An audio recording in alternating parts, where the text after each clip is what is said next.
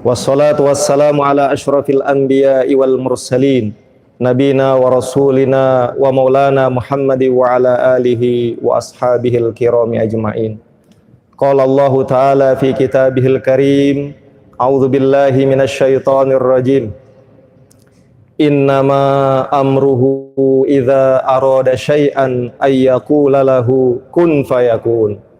Wa qala ta'ala aidan fi kitabihil karim, inna fi khalqis samawati wal ardi wa ikhtilafil laili wan nahari la ayatin li ulil albab alladzina yadhkuruna Allaha qiyaman wa qu'udan wa ala junubihim wa yatafakkaruna fi khalqis samawati wal ardi rabbana ma khalaqta hadza batila subhanaka faqina adzabannar.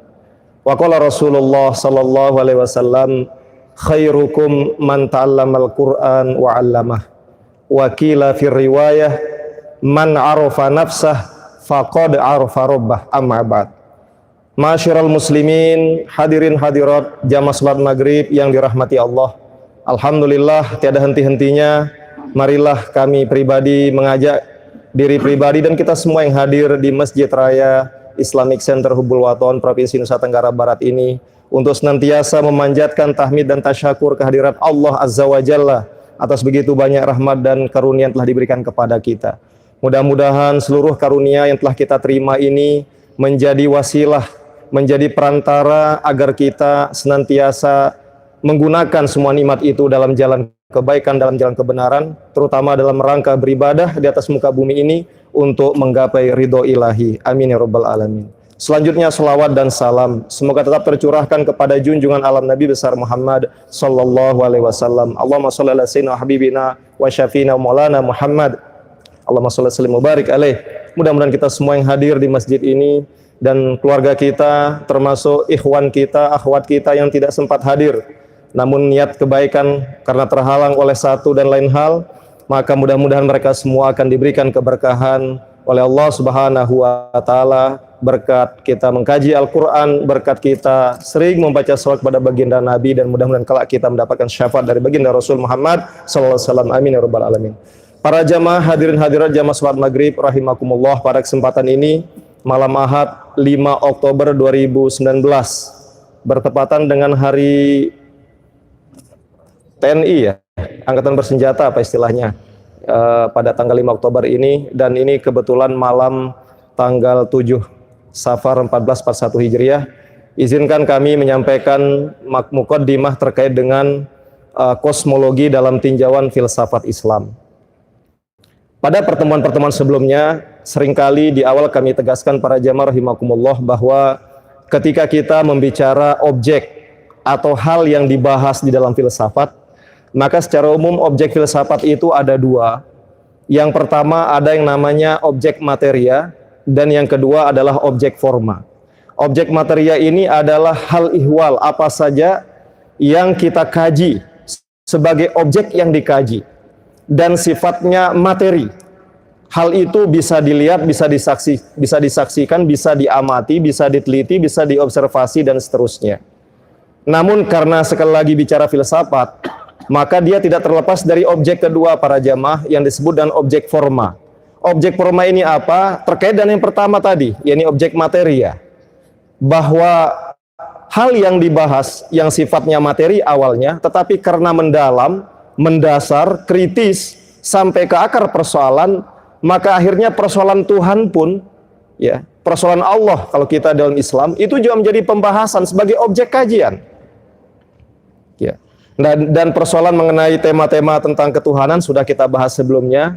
Maka malam ini kita akan beralih ke objek materia kedua dari filsafat, termasuk filsafat Islam, yakni terkait dengan alam semesta. Jadi pertemuan 2 minggu sebelumnya itu kita sudah sampai kepada kesimpulan bahwa berbicara tentang Allah, tentang Tuhan pencipta seluruh alam semesta, itu tidak lain tujuan kita agar bahwa kita semakin meyakini adanya Tuhan. Itu niat kita. Apapun teori, walaupun hatta sangat kritis misalnya, tetapi bukan sampai mengkafirkan, membuat kita menjadi tercabut keimanan kita para jamaah, tetapi sungguhnya untuk memperteguh keimanan kita. Bahwa dimanapun kita berada, apapun kondisi kita, kita harus berada pada jalur rel filsafat Islam. Bahwa itu semua semakin memperkuat komitmen Qur'ani kita, bahwa Allah itu selalu hadir menyertai kita. Itu aja kesimpulannya. Pembahasan panjangnya sudah lewat. Kemudian sekarang terkait dengan alam semesta, atau dalam filsafat disebut dengan kosmologi. Kosmologi, kajian tentang kosmos, tentang alam semesta. Secara umum para jamaah rahimakumullah, kalau berbicara tentang kosmologi atau teori tentang alam semesta, ya, ini secara umum bisa dibagi dua. Tetapi yang kedua ini nanti ada pembahasannya tersendiri. Ada namanya makrokosmos, ya ini kosmos yang besar, ya, dan ada yang kedua namanya mikrokosmos, kosmos yang kecil. Walaupun ada juga yang membedakan ini. Jangan-jangan yang kecil inilah yang besar inilah yang kecil. Tapi nanti pada saatnya ada pembahasannya. Makrokosmos itu, alam besar itu adalah alam raya yang sangat luas ini, yang merupakan ciptaan dari Allah.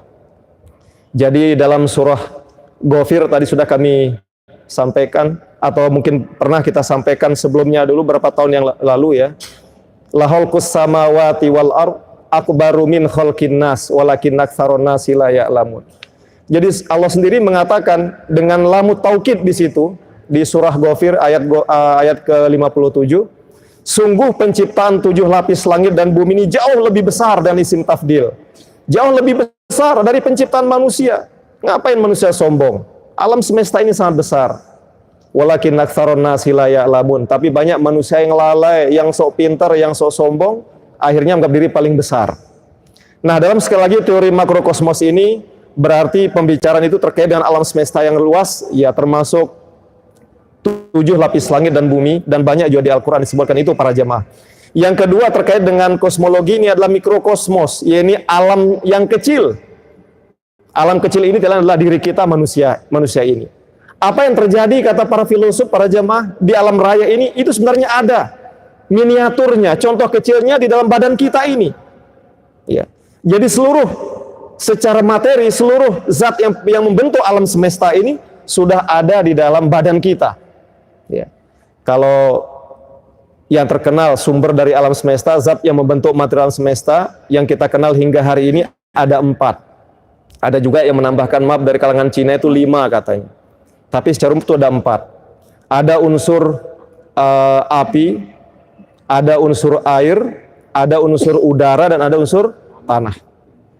Jadi bulan, bintang, kemudian matahari, bumi ini, gunung, lautan, tidak terlepas dari 4 unsur ini. Ya, ada pakar Cina pernah kami ketemu mengatakan ada tambahannya 1, Pak, yaitu logam katanya. Ya, terlepas bagaimanapun ya, mungkin logam juga tidak terlepas dari ke-4 unsur ini sebetulnya. Cuma ada yang mengeras, ya menjadi logam. Kalau air mengeras menjadi es batu. Ya, kalau api mengeras, bisa nggak api mengeras ya? Nggak bisa ya. Ya, pokoknya campuran dari 4 logam ini bisa ya. Ada menjadi gunung, ada menjadi logam dan sebagainya. Ya, ada yang mengatakan seperti itu. Nah, kembali ke tadi. Jadi di dalam badan kita para jamaah rahimakumullah, itu mewakili dari representasi perwakilan dari seluruh alam jagat raya ini. Hatta yang menarik ketika 12 tahun yang lalu, mungkin di antara pelungguh ada yang pernah mengikuti training ISQ dari Ari Ginanjar Agustian. Tapi sekarang tidak tahu gimana ceritanya. Dulu beliau ingin Indonesia ini menjadi generasi emas pada tahun 2050. Tapi faktanya mudah-mudahan ke arah sana. Pernah kita ikut dulu di Hotel Grand lagi, ya, tetapi panjang ceritanya itu 2 hari kita ngikutin, selalu keluar dari ruangan tuh air mata menetes terus. Menetes kenapa? Kita sadar manusia ini nggak ada apa-apanya. Dari segi fisik saja kita kecil dibanding alam semesta ini. Ya, apalagi kemampuan, apalagi ilmu. Yang kita tahu tentang diri kita aja nggak banyak, apalagi seluruh alam semesta ini. Hanya Allah yang Maha mengetahui. Nah, tapi yang menarik ya untuk berkaitan dengan tadi para jamaah rahimakumullah, ada pertanyaan bahwa bumi ini merupakan planet ketiga ya dari galaksi Bima Sakti yang kita tempati sekarang ini para jamaah. Ini memiliki 1 satelit yang disebut dengan bulan. Ada juga dari 9 planet yang ada di galaksi kita ini punya sampai belasan satelit. Apa itu? Jupiter atau Saturnus, sampai berapa belas. Logika kita yang belum pernah ke Saturnus atau ke Jupiter, belum pernah ke Jupiter belum? Pernah Pak, motor Yamaha Jupiter MX mereknya. Itu lain motor, ditunggangi kalau itu kan. Ini planet yang besar yang punya cincin itu kan. Ya, jadi kalau misalnya 15 para jamaah, tanggal 15, gimana 15 posisi bulan itu? Kayaknya enak kita selfie di sana. Kita hanya satu saja, subhanallah indah. Bahasa Pak Gubernur udah malam lalu membuka MTQ yang ke-28 ini. Itu indah sekali rembulan ketika dibuka kemarin MTQ di Gerung Giri Menang itu kan. Nah, kembali ke persoalan tadi. Jadi alam yang tempat kita ini seperti bulan ya, merupakan satu-satunya selit bumi ini, berputarnya ke arah mana? Kiri apa ke kanan? Searah jarum jam atau berlawanan jarum jam? Begitu juga bumi ini bersama 8 planet lainnya mengelilingi matahari ini kemana? Berputarnya, berotasinya ke kiri ke kanan, searah jarum jam atau sebaliknya? Nah, memang itu harus kita teliti ini. Walaupun alat meter kita nggak cukup, berapa diukur bulan, berapa bintang gitu kan, berapa ini. Singkatnya, kita terima saja dulu, karena waktu apalagi 20 menit, tinggal 10 menit ini. Jadi, bumi ini dikelilingi oleh bulan para jamaah. Bulan itu sendiri mengelilingi bumi ini, itu berlawanan dengan jarum jam. Yaitu dari kanan ke kiri. Persis seperti pelungguh kalau tawaf di Ka'bah, ya, di Baitullah. Labbaik Allahumma labbaik. Itu dari arah kanan ke kiri, di mana pundak kiri ini ya menghadap ke Ka'bah. Begitu juga bumi ini mengelilingi matahari, itu juga dari kanan ke kiri. Begitu juga dari seluruh planet-planet yang mengelilingi matahari bersama galaksi-galaksi yang lain mengelilingi pusat alam semesta ini. Untuk sementara ini disebut dengan black hole katanya, lubang hitam. Itu juga dari kanan ke kiri. Itu persis seperti orang yang tawaf ya di Ka'bah. Ternyata di dalam badan kita sebagai mikrokosmos tadi para jamaah, itu ada sel terkecil yang menurut ilmu biologi hari ini itu juga selalu berputar selama kita hidup. Ya. Dia inti dari badan kita yang disebut dengan apa itu atom ya. Yang memiliki ada proton, elektron dan neutron. Itu semuanya berputar. Itu juga sama dari kanan ke kiri. Jadi ada kemiripan, persis sama arah perputarannya. Dari atom yang ada di badan kita, orang yang tawaf di Ka'bah, kemudian juga bulan mengelilingi bumi, bumi mengelilingi matahari, dan matahari bersama geng-gengnya ini mengelilingi pusat alam semesta dari kanan ke kiri. Subhanallah. Inilah keindahan ciptaan Allah. Nah, para jemaah rahimakumullah, jadi ini sekedar gambaran bahwa di dalam filsafat ada kajian menarik yang sangat penting disebut dengan kosmologi ini. Kajian tentang alam semesta. Itu sebabnya salah satu kelebihan filsafat, objek kajian sangat luas. Ya, tanpa kemudian membela, karena ini kebetulan kita bicara filsafat. Ilmu-ilmu yang lain, itu yang dikaji itu singkat, pendek, apa yang ada di depan mata saja. Ya, misalnya kalau ilmu bangunan, ya tentunya misalnya membangun masjid ini, kubahnya berapa ukurannya dengan cermat dan teliti, dan hanya ada di jangkauan tanah niki. Tetapi siapa yang berani berpikir tentang bulan, kemudian bumi, matahari, dan pusat alam semesta tadi? Nah, inilah sekali lagi ada kajian namanya materi kosmologi. Nah, para jemaah rahimakumullah, apa manfaat lebih lanjut dari kosmologi ini? Tetapi sebelum kita berbicara itu, izinkan kami 2 atau 3 menit, ya ada kisah supaya tidak terlalu tegang saja tentang ini. Ini juga kisah bisa dikatakan ya, bisa dikatakan benar, bisa dikatakan terserah. Kisah tentang Abu Nuwas, masih ingat barangkali ya. Abu Nuwas itu hidup pada zaman dinasti siapa? Ya, Abbasiyah, terutama pada Khalifah Harun ar-Rasyid pada abad ke-8 Masehi.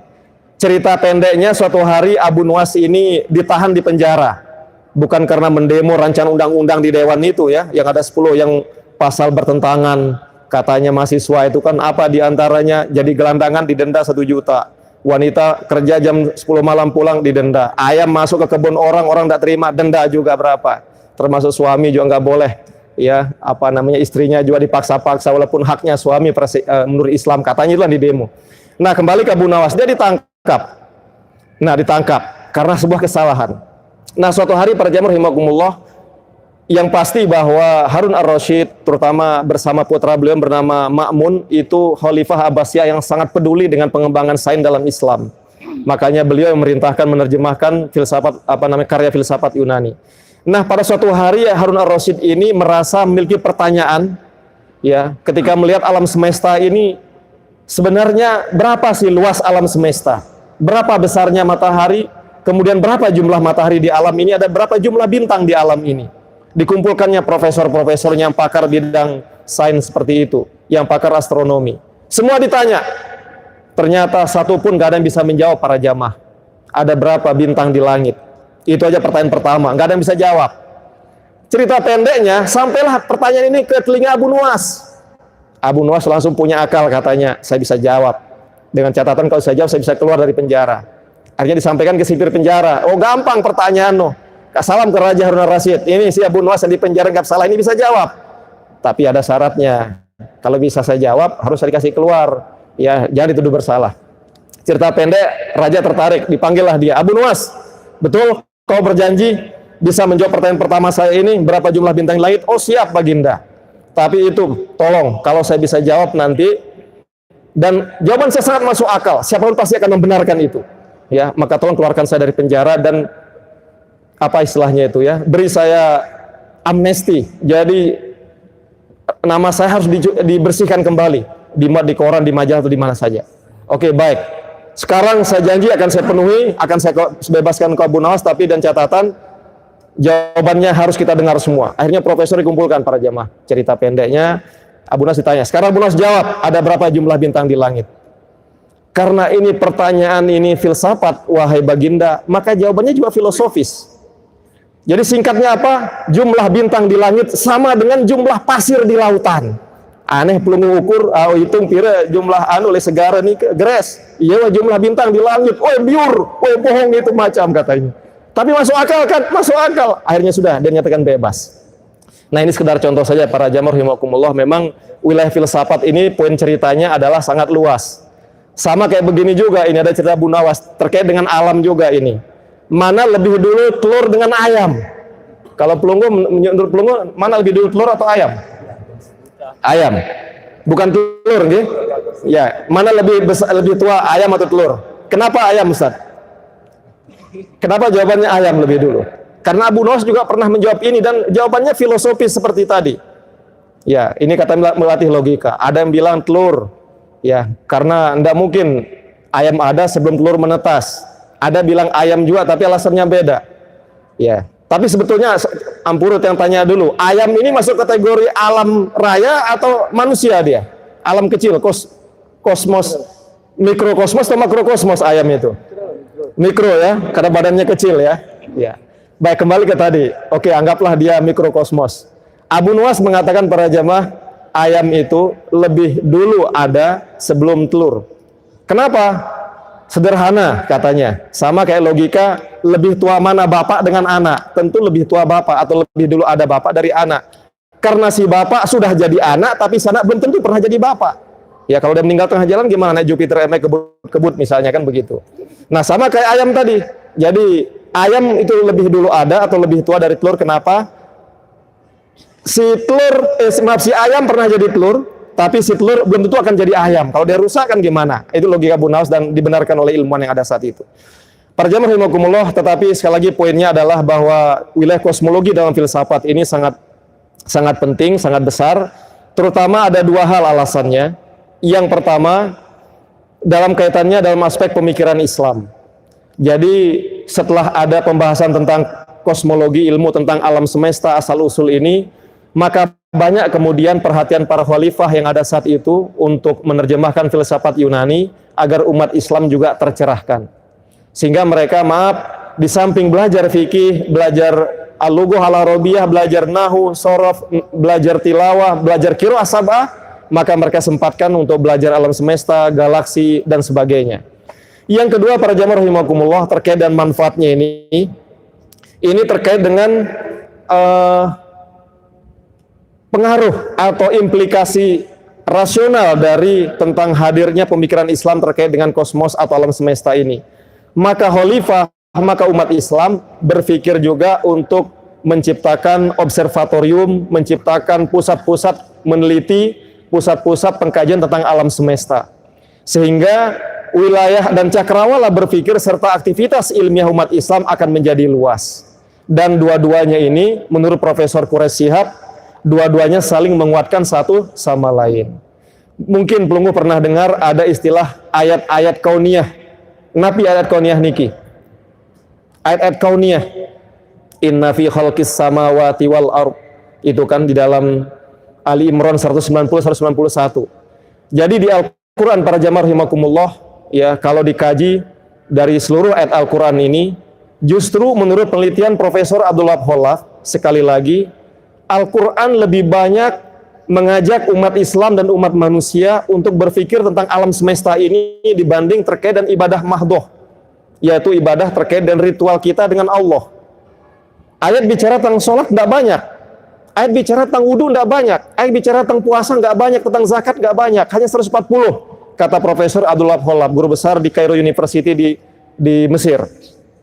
Tetapi ayat yang berbicara tentang menyuruh kita melihat langit, bumi, kemudian perhatikan alam, perhatikan matahari, memperhatikan diri manusia yang merupakan bagian dari alam semesta, itu jumlahnya di atas 175 ayat.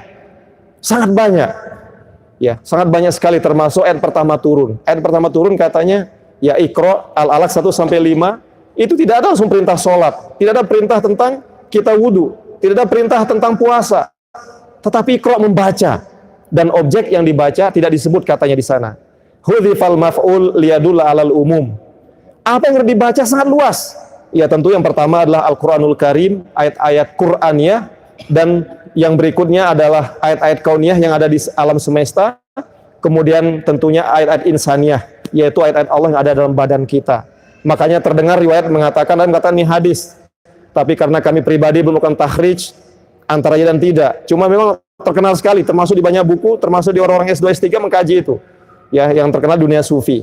Ada ungkapan mengatakan man arafa nafsah faqad arafa rabbah. Di dalam diri kita juga ada ayat-ayat kekuasaan Allah dalam diri kita.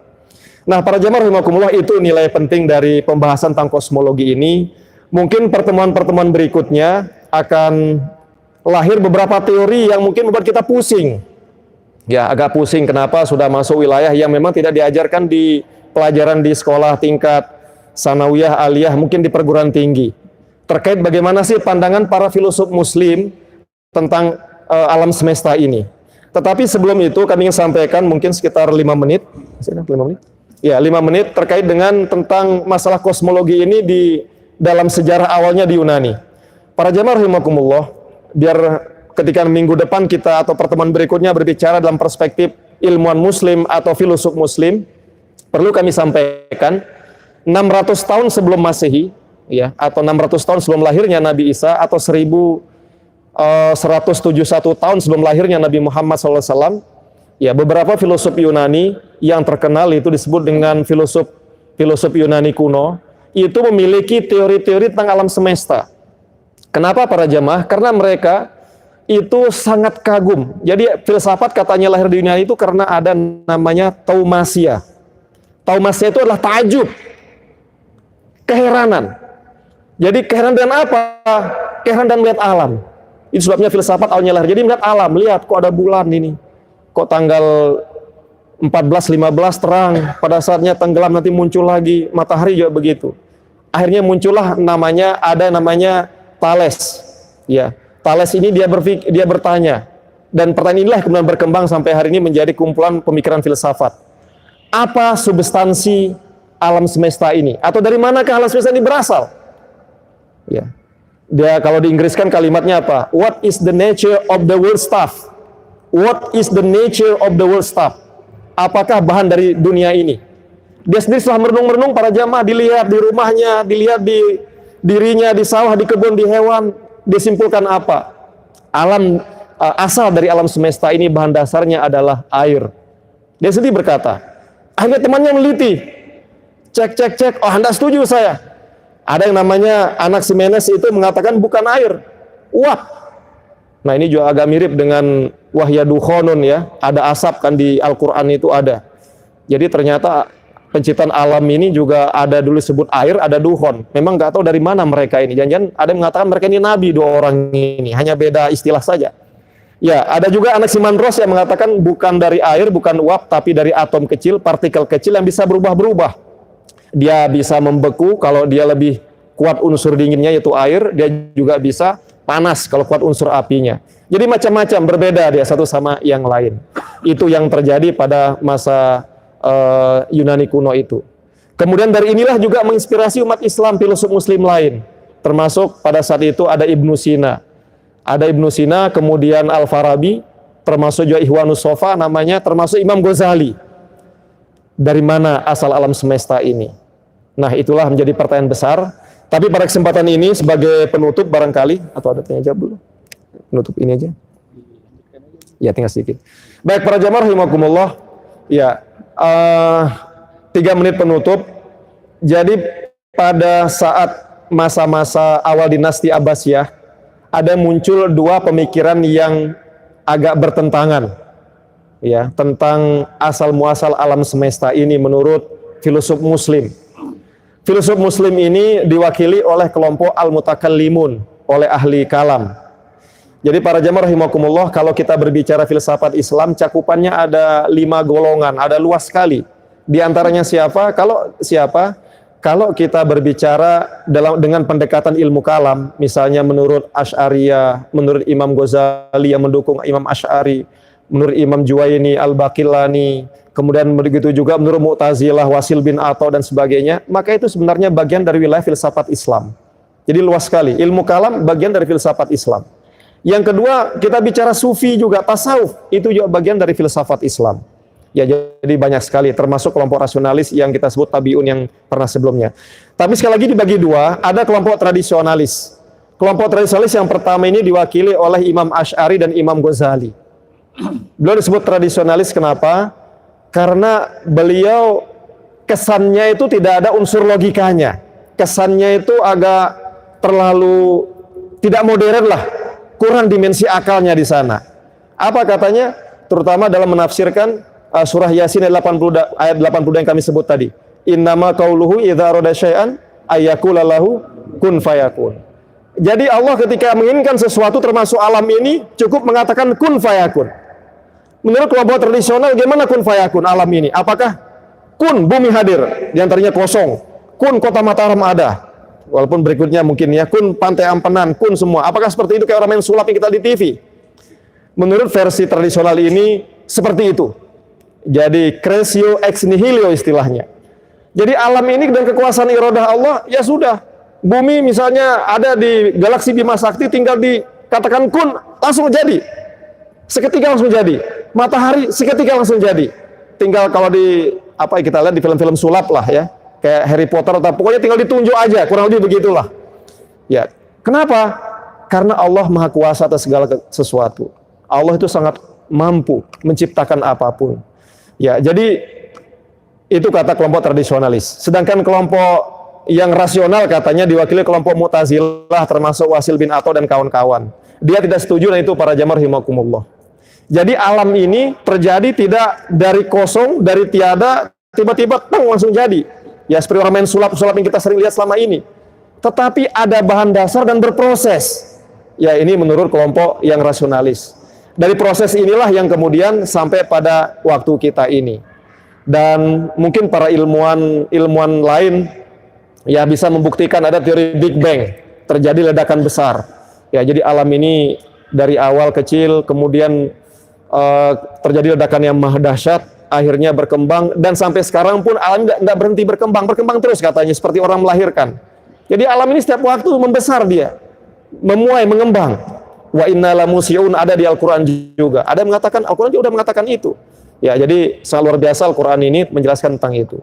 Baik para jamaah rahimakumullah, memang ini teori-teori dasar terkait dengan kosmologi dalam Islam. Intinya bahwa mungkin nanti lebih lanjut di dalam Islam. Allah Subhanahu wa taala sebagai Khalik, pencipta alam. Alam termasuk manusia, kita adalah makhluk. Dan kita diciptakan oleh Allah ini, alam ini, manusia ini, Rabbana ma khalaqta hadza batila. Semua ini tidak diciptakan sia-sia. Semua diciptakan ada manfaat dan tujuannya. Dan ilmuwan barat boleh kita tanya, kapan alam ini berakhir, untuk apa alam ini diciptakan, mereka nggak mampu jawab. Tapi Al-Quran 1441 tahun yang lalu sudah menjelaskan itu. Wallahu a'lamu bishawab. Sila jika ada pertanyaan. Wassalamualaikum warahmatullahi wabarakatuh.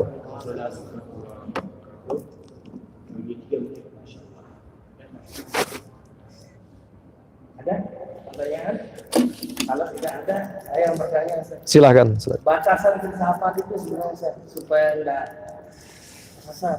Oh, batas. Kami dulu ketika pembahasan masalah ini terkadang ada yang terlalu ke kiri begitu. Iya. Sehingga terkesan nyeleneh. Kawan ada beberapa kawan. Iya, Saya baik. tetap pada koridornya. Iya, baik. Oke, ini ada lagi yang Ustaz.